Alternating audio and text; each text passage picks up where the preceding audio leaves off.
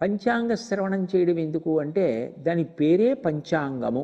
పంచాంగము అంటే 5 అంగములతో కూడి ఉన్నదేదో దానిని పంచాంగము అని పిలుస్తారు.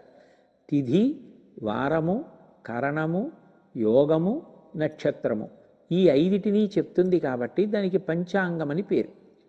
ఈ పంచాంగం ఎందుకు వినాలి అంటే శ్రీకళ్యాణ గుణావహం రిపుహరం దుస్వప్నదోషాపహం గంగా స్నాన విశేష పుణ్యఫలదం గోదాన ఫలదం నృణాం. అది ఎంత గొప్పది అంటే పంచాంగాన్ని కానీ ఉగాది నాడు శ్రవణం చేసిన వాడు ఎంత గొప్ప ఫలితాన్ని పొందుతున్నాడు అంటే శ్రీకళ్యాణ గుణావహం, వాళ్ళకి మంచి గుణములు కలుగుతాయని. శత్రుబుద్ధి పోతుంది మనసులో, వాడు నాకు శత్రువు వీడు నాకు శత్రువు అన్న బుద్ధి పోయి అందరినీ స్నేహభావంతో చూడగలిగిన లక్షణం ఉంటుంది. కాబట్టి రిపుహరం దుస్వప్న దోషాపహం, దుస్వప్నముల వలన వచ్చేటటువంటి ఫలితములను పరిహరించడానికి పంచాంగ పరిశీలనం అన్నది ఒక గొప్ప సాధనంగా చెప్పబడింది. గంగా స్నాన విశేష పుణ్యఫలదం, గంగా స్నానం చేస్తే ఎంత గొప్ప ఫలితం వస్తుందో పంచాంగాన్ని ఆ రోజున విన్న కారణం చేత అంత గొప్ప ఫలితం వస్తోంది. గోదాన తుల్యం నృణాం, గోదానం చేస్తే ఎటువంటి ఫలితం కలుగుతోందో నరుడికి అటువంటి ఫలితం పంచాంగం వినడం చేత కలుగుతోంది. ఆయుర్వృద్ధిదముత్తమం శుభకరం సంతాన సంపత్ప్రదం, ఆయుర్వృద్ధి కలుగుతోంది, శుభములను ఇస్తోంది. అంతేకాదు సంతానము సంపద వృద్ధిలోకి రావడానికి కారణమవుతోంది. నానాకర్మ సుసాధనం సముచితం పంచాంగమాకర్ణ్యతాం అంటారు. అన్ని పనులు చెయ్యవలసి వస్తే ఏ ఏ పనులు ఎప్పుడెప్పుడు ఎట్లా చెయ్యాలో చెప్పడానికి, ఏ ఏ తిథులలో చెయ్యాలో చెప్పడానికి మనకి పంచాంగం వచ్చింది. అందుకని అటువంటిది మనిషికి కరదీపిక, వెలుతురు చూపిస్తుంది. మనకి వేదానికి ఉపాంగమైనటువంటి ఈ జ్యోతిష శాస్త్రం భారతదేశం గర్వించదగినటువంటి శాస్త్రాలలో ఒకటి. మనిషికి కన్ను ఉంటుంది, కన్ను దూరంగా ఉన్నదాన్ని చూస్తుంది. అట్లాగే వేదమునకు ఉపాంగమైనటువంటి జ్యోతిషం కాలంలో ఎప్పుడో జరగబోయేటటువంటి దాన్ని లెక్క కడుతుంది. చంద్రగ్రహణాన్ని సూర్యగ్రహణాన్ని అంత బాగా లెక్క కట్టగలుగుతున్నారు అంటే మన పంచాంగకర్తల యొక్క విజ్ఞానానికి మనం అందరం కూడా మురిసిపోవాలి. అంత గొప్పగా ఒక రోజుని విభాగం చేసి దుర్ముహూర్తం ఎప్పుడుందో లేకపోతే వర్జ్యం ఎప్పుడుందో అన్నిటినీ నిర్ణయం చేసి 2 తిథులున్నాయా 1 తిథి ఉందా అన్నిటినీ చెప్తారు. ఇందులో ఒక్కొక్కటి పరిశీలిస్తే ఒక్కొక్కటి కలుగుతుంది. తిథిని పరిశీలించారనుకోండి సంపద కలుగుతుంది. తిథి అన్నది ఎందుకు వచ్చింది అంటే మీరు ఏ రోజున అంటే ఏ తిథి నాడు ఏ పని చెయ్యాలో చెప్తుంది. తిథి అంటే కాలమునందు ఆనుకూల్యత ప్రతికూలత అన్నవి ఉంటాయి, అది మనం కాదు అని అనలేము. ఋతువులు ఎందులో వస్తున్నాయి? కాలంలో వస్తున్నాయి. పంచాంగంలో శరదృతు హేమంత ఋతువు రాస్తారు. ఆ ఋతువులో మీరు చెయ్యకూడనిది చేశారనుకోండి, హేమంత ఋతువులో తెల్లవారుజామున అదే పనిగా తిరిగితే పడిశం పడుతుంది, దగ్గు వస్తుంది. ఏ తిథి నాడు ఏం చెయ్యాలో కూడా అట్లాగే తిథి యొక్క బలాన్ని బట్టి చెప్తారు. ఈ తిథి నాడు ఈ పని చెయ్యి నీకు కలిసి వస్తుంది, ఈ తిథి నాడు ఈ పని చెయ్యకు. నమ్మకమే శాస్త్రం, నమ్మకమే దైవం. ఆ నమ్మకం ఉన్నవాడికి అది దైవం. కాబట్టి ఆ తిథి నాడు ఆ విశ్వాసంతో అది చేసి సంపదని పొందుతారు. ఇక తర్వాత వారం. వారం అన్నది ఎప్పుడూ కూడా హోరతో ప్రారంభమవుతుంది.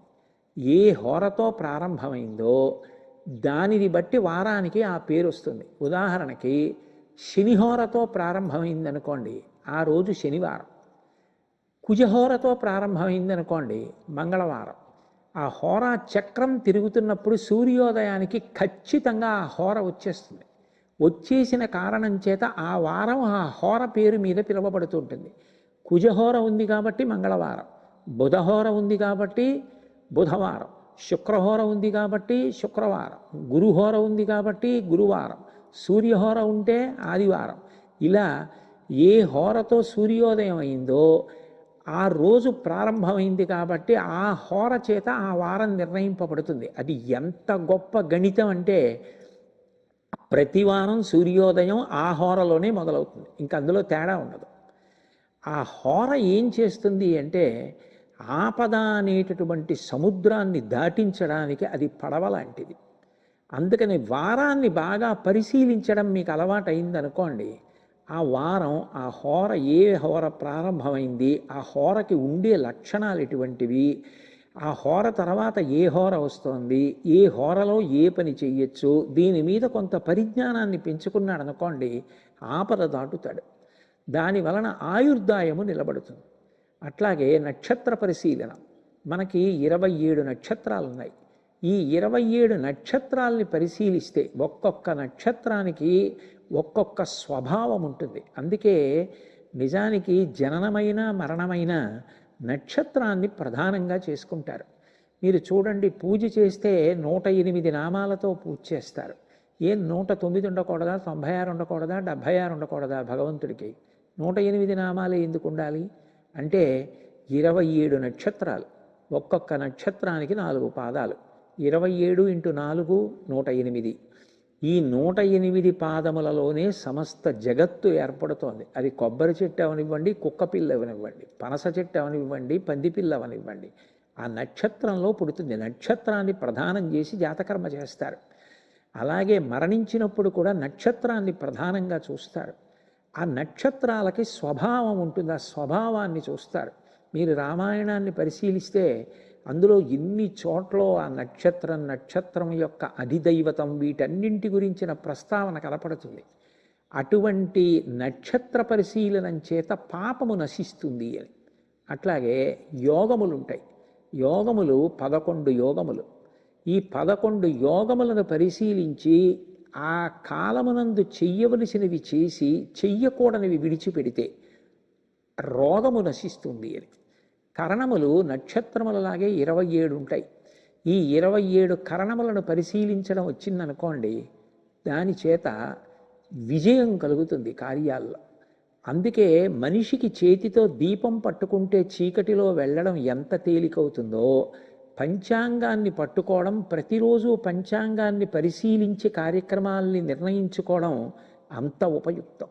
అందుకని పంచాంగం అనేటటువంటిది, దాని రచన అన్నది అంత తేలిక విషయం కాదు. అది గొప్ప గణిత శాస్త్ర విజ్ఞానంతో కూడుకున్నది. భారతీయులు గర్వించదగిన శాస్త్రాలలో ఒకటి జ్యోతిష శాస్త్రం. ఆ జ్యోతిష శాస్త్రం తెలిసున్న వాళ్ళు ఎంతెంత గొప్ప విషయాలు సాధించారో జ్యోతిష శాస్త్ర సంబంధమైన విషయాలను పరిశీలిస్తే తెలుస్తుంది. కాబట్టి పంచాంగమాకర్ణ్యతాం, పంచాంగం వింటారు. ఒకవేళ రాశి ఫలాలంత అనుకూలంగా లేవనుకోండి, ఏం బెంగపెట్టుకోక్కర్లేదు. అందరికన్నా గొప్పవాడు కర్మఫల ప్రదాత పరమేశ్వరుడు.